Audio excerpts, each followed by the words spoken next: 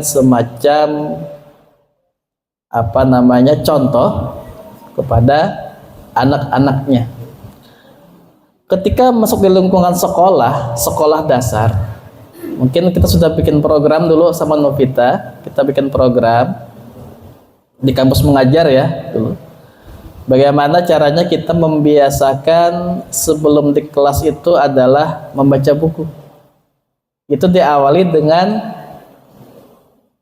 menciptakan sudut-sudut kecil menjadi pojok baca. Biasakan kita, kalau kan memang kemampuan anak SD ada yang memang lebih dominan, tapi ada juga yang mungkin lebih condong membaca saja. Bagaimana mereka dalam berdiskusi. Nah, sebelum masuk pelajaran itu diawali dengan bagaimana dia bercerita dulu apa yang sudah dia baca. Ya, paling tidak 2 menit atau 5 menit maksimal. Dan jadi topik diskusi. Lambat laun nanti baru kita bisa melakukan belajar mengajar. Dan seperti ini pun juga merupakan contoh cara ya bagaimana mereka berliterasi. Yang paling penting tadi yang bisa kita amalkan adalah make time tadi. Memang handphone itu adalah alat komunikasi, tapi juga bisa mengganggu komunikasi. Sibuk seorangan itu. Bini dihiga memanggil ke teman dengar, fokus saja kayak gitu ya. Kalau saya punya target tidak boleh lebih dari 4 jam sehari megang handphone. Punya target. Dan punya target sehari itu minimal 10 halaman membaca buku. Menulis paling tidak setengah halaman barang. Makanya kalau teman-teman ngikutin Wattpad saya keluar tuh chapter 1, chapter 2 novel terbaru ya. Yang paling sekarang yang terbaru sudah chapter 27. Itu sudah sekitar 283 halaman. Belum selesai kisahnya, masih panjang. Nah, dengan cara apa tadi? Make time tadi. Ya. Punya target, karena kalau kita nggak punya target kita bisa terlena dan bisa menggunakan waktu untuk browsing tadi, browsing, searching, mancing ya. Browsing tadi gitu ya. Memang kita untuk anak-anak SD kita ajak diskusi, kalau bisa ya sebelum pelajaran dia menjelaskan dulu apa yang dia baca ya, dan contoh dari orang tua.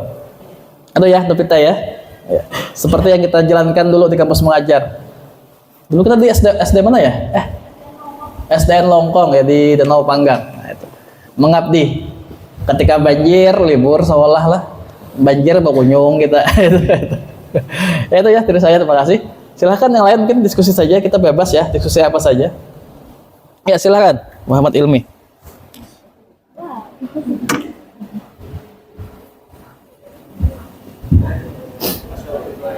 Assalamualaikum warahmatullahi wabarakatuh. Waalaikumsalam warahmatullahi wabarakatuh.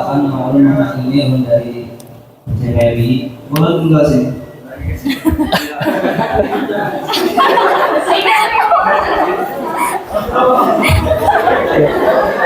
Ya, ada. Saya mau ini ulun ada membaca suatu quotes yang mana perubahan besar itu dimulai dari diri sendiri. Nah, big impact-nya itu karena adanya kesadaran moral dan juga dukungan secara penuh. Karena kan sesuai dengan visi misi juga yang ada di antara individu dan kelompok. Nah, di slide PPT itu ada ulun baca yang 4 hal itu: spiritual, fisik, intelektual, dan personality.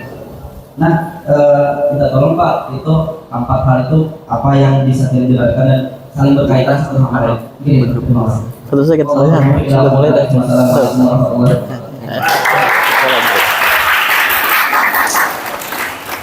baik, tentang 4 hal tadi ya, kita buka dulu PPT.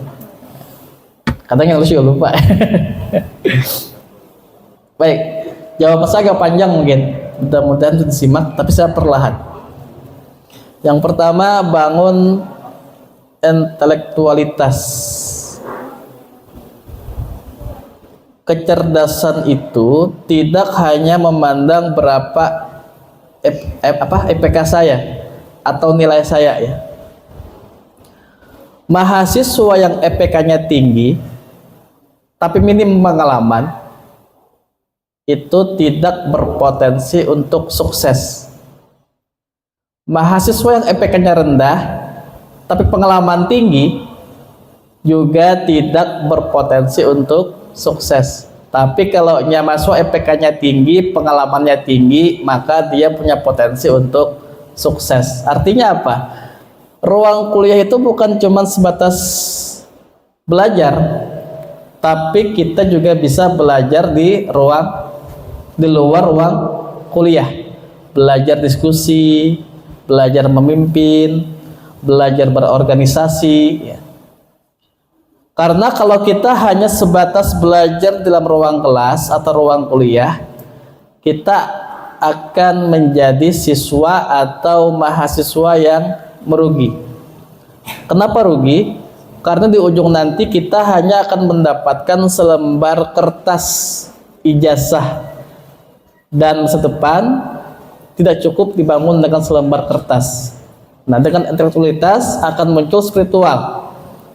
Spiritual itu ya intinya sebagai orang muslim kita wajib dalam ibadah-ibadah yang wajib, sholat 5 waktu dan sebagainya. Punya target juga paling tidak satu hari itu 1 hafalan. Apakah sulit? Enggak ya? Mungkin kalau istiqraha paham nih. Coba cara menghafal yang saya ajarkan, cara metode menghafal yang mudah. Ikuti saya ya. Ikuti saya ya, ikuti saya.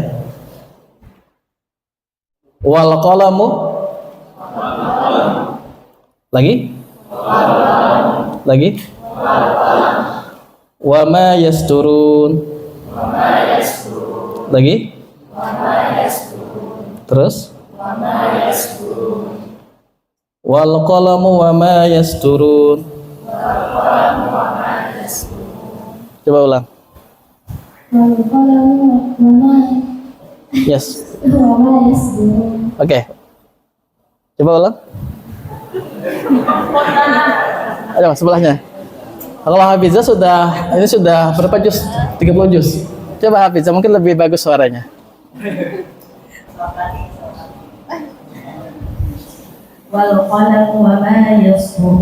Nah, lebih bagus kan? Artinya kalau udah hafal, artinya selamat, Anda sudah punya target 1 ayat hafalan sehari ayat aja. Itu untuk spiritual ya. Surah apa? Surah apa tadi? Surah? Surah Nun ya. Al-Qalam ayat pertama. Sehari ayat, ngalih lah kira-kira. Nggak sulit. Bahkan kalau kita konsisten sehari seayat, maka sekitar 12 tahun 7 bulan kita akan hafal 30 juz. Asal sehari seayat, konsisten aja, sehari seayat. Nah itu ya. Apakah sulit? Enggak, asal tahu metodenya. Ya. Kalau Hafizah mungkin sudah, Masya Allah nih, sudah berapa? Hampir 30 juz ya. Udah. Saya kadang-kadang malu sama Al-Faruq tuh. Al-Faruq tuh Hafiz. Hafiz ya. Kalau jadi imam biasanya saya di makmumnya, waduh bagus banget. Nah tuh, untuk menggali spiritual, jadi punya target sehari itu paling enggak 1 ayat atau 1 hadis, hafal setiap hari sambil menggali tafsirnya. Itu untuk spiritual. Untuk fisik itu ya 4 ya. Yang pertama itu adalah kelola stres. Kadang kita fisik sehat tapi sakit, kenapa? Stres. Yang pertama kelola stres, pikiran. Yang kedua adalah pola makan. Itu mungkin 1 SKS lagi tuh, bagaimana kita karbo, protein, vitamin, mineral, ada targetnya tuh. 1 stres, 2 kelola makan, 3 adalah aktivitas olahraga, 4 tidur yang cukup. Mungkin kalau saya jelaskan ini agak panjang, tapi tips saja. Paling tidak kita dalam sehari itu minimal 3.000 sampai 6.000 langkah berjalan betis. Saya punya kebiasaan ba'da subuh, habis sholat subuh itu selalu jalan kaki di jalan bypass. Tahu bypass? Nah, bypass itu dari ujung jalan ke jembatan kecil itu udah dapat 1.500 langkah. Kalau balik udah dapat 3.000 langkah setiap hari tuh. Sambil bawa makanan kucing biasanya. Karena banyak kucing-kucing di jalan bypass itu. Jadi kalau mau ketemu saya sesubuhan bisa ke jalan bypass ya. Kalau ketemu saya. Pernah ketemu mungkin Yudi pernah ketemu saya ya. Ketika saya jalan dia sama siapa kemarin? Sama Pak Ujan, Makandaran, Marawa, Pak gitu. Itu saya habis jalan kaki itu setiap hari. Habis sholat subuh berjamaah di masjid, segitu. Nah, paling tidak amalkan itu ya, langkah kaki. Nah, personality, akhlak yang baik. Ya intinya secerdas apapun seseorang, sehebat apapun seseorang, kalau akhlaknya kurang baik, pasti tidak akan disegani. Manusia terbagi 3. Coba saya bagi 3 ya. Yang pertama itu adalah ada yang kehadirannya dibenci orang, ketidakhadirannya itu disukai orang. Itu yang pertama ya. Kehadirannya dibenci, ketidakhadirannya itu disukai orang. Apa itu? Orang-orang yang akhlaknya tidak baik, suka gibah orang, suka ngomongin orang. Itu. Mudah-mudahan kita tidak termasuk yang tadi. Yang kedua adalah ada atau tidaknya dia tidak ada efek apa-apa. Ini adakah tidakah biasa? Siapa dia? Orang-orang yang cuek atau mungkin EGP atau EGP. Emang gue pikirin itu. Nah, yang ketiga ini adalah orang yang ketidakhadirannya dirindukan dan kehadiran disukai. Inya tidak dirindukan, inya hadir sukai. Siapa yang ketiga ini? Adalah orang-orang yang jujur, santun, sopan, amanah. Nah, mudah-mudahan kita bisa menjadi orang seperti ini. Tidak hadir dia dirindukan orang, dia hadir disukai orang. Nah, gitu. Karena kalau saya jelaskan 4 ini lebih dalam lagi ya. Mungkin pengantar seperti itu. Mudah-mudahan bisa terjawab ya. Oke. Baik, kita buka lagi mungkin silakan. Ya, silakan. Kita perbanyak diskusi saja. Assalamualaikum warahmatullahi wabarakatuh. Waalaikumsalam warahmatullahi wabarakatuh. Ya, aja. Mohon izin perkenalkan saya Muhammad Lutfi dari Forum Anak Daerah Kabupaten Hulu Sungai Utara. Jadi untuk pertanyaan hari ini, menurut Bapak atau pendapat Bapak, dengan adanya kehadiran AI di dalam dunia pendidikan, nah itu menurut Bapak, ya Bapak, pendapat Bapak ya. Terima kasih Pak. Baik. Artificial Intelligence ya. AI. Baik. Ini menjadi bahan diskusi saya dulu ketika tahun 2019. Udah lama ya, sebelum AI itu masuk atau mungkin dikenal di Indonesia. Tapi di luar negeri udah luar biasa dibicarakan AI itu ya. Artificial Intelligence. Kalau bahasa kampungnya tuh lah. Kalau bahasa kampungnya tuh, if you want to survive, itu bahasa kampung ya. If you want to survive, you must prediction how the world in the future. Jadi kalau kita ingin bertahan, kita harus memprediksi bagaimana masa depan itu berjalan dan terus menyesuaikan diri. Penyesuaian diri itu yang penting, ya. Karena kita prediksi zaman sekarang mungkin handphone seperti ini. 10 tahun yang lalu saya nggak nyangka kayak gini. Bisa kirim foto, bisa kirim video, ya, dan sebagainya. Kita prediksi, barangkali 20 tahun kemudian HP itu bisa terbang-terbang bisa. Sekian luar biasanya. Nah, oke, saya coba jawab dengan sebuah analogi ya, sebuah cerita fakta. Dulu ada seorang pelukis yang sangat terkenal bernama Leonardo da Vinci. Begitu luar biasa karyanya, begitu artistiknya karyanya, sampai-sampai kita melihat lukisannya itu seperti nyata, seperti wujud karya yang luar biasa. Bahkan saking dihargainya lukisannya itu disimpan di museum-museum, saking luar biasanya. Kemudian kamera ditemukan, dan karyanya sudah tidak luar biasa seperti dulu lagi. Singkatnya adalah, masihkah kita jualan es batu sementara kulkas sudah merajalela? Masihkah kita lewat email, surat menyurat, sementara WhatsApp sudah ada? Masihkah kita semacam bicara secara langsung, sementara medsos sudah luar biasa? Tidak ada pilihan selain terus belajar dan belajar. Penyesuaian diri terhadap perkembangan zaman tadi. AI tidak bisa kita tolak, yang penting adalah bagaimana kita menyesuaikan diri kita lewat belajar dan belajar. Seperti itu ya. Oke, baik. Ya, baik. Ada lagi, silakan, kita bebas saja ya. Oke, silakan. Ya. Kita bebas diskusi ya, apa aja. Assalamualaikum warahmatullahi wabarakatuh. Waalaikumsalam warahmatullahi wabarakatuh.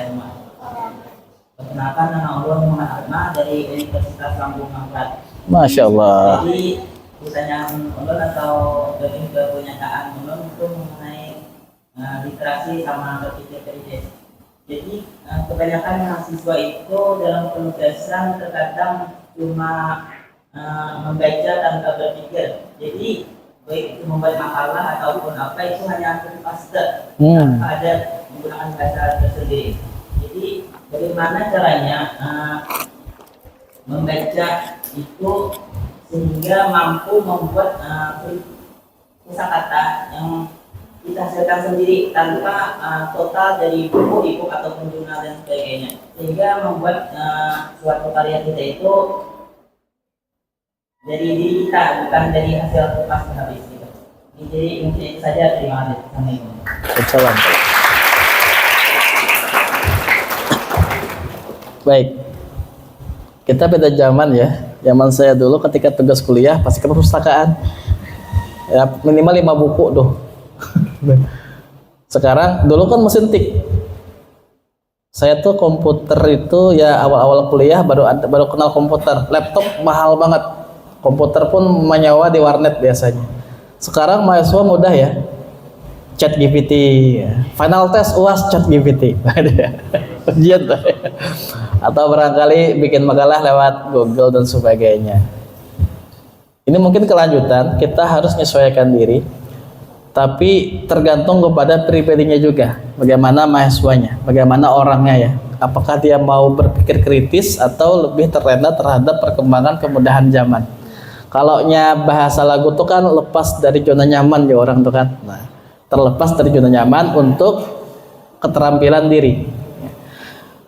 Baik, kalau kita berbicara tentang analisa, kekuatan analisa itu akan kita dapatkan ketika banyak mendapatkan informasi. Entah itu membaca lewat Google tadi, copy paste, tapi dia membaca. Dan bukan cuman sebatas plek ketiplek ya gitu ya, tapi dia membaca untuk menganalisa pikirannya. Sehingga meskipun dia mencoba mencari referensi, itu hanya jadikan referensi saja untuk menganalisa.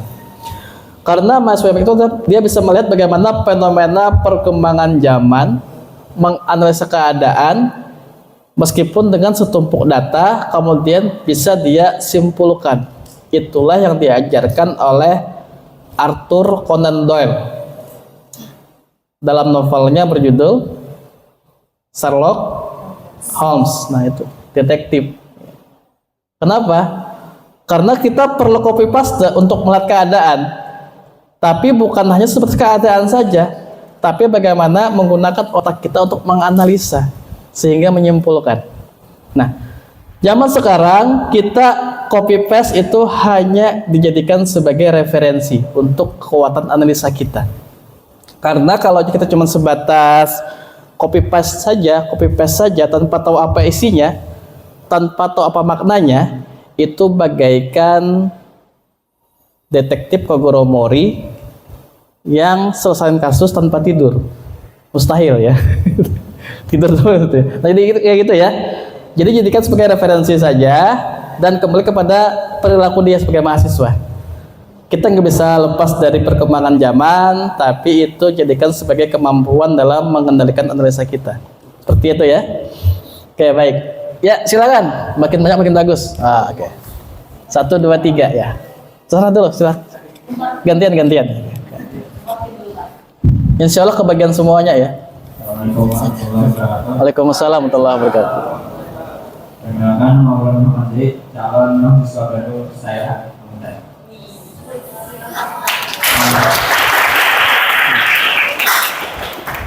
Kalau ada pertanyaan nih, tadi sebelumnya di awal Pian ada yang menyampaikan bahwa buku di Indonesia itu cenderung mahal. Sebenarnya siapa yang menentukan harga buku itu dan kenapa harganya bisa mahal? Oke. Oke, luar biasa. Saya jawab dulu ya, ini bergantian ya. Saya jawab dulu. Baik, harga buku tergantung pasaran. Ada harga buku yang karyanya itu luar biasa dari penulis terkenal, maka penjual bisa ngangkat harga. Bahkan saya lihat sekarang buku-buku itu lebih menonjolkan penulisnya daripada judulnya.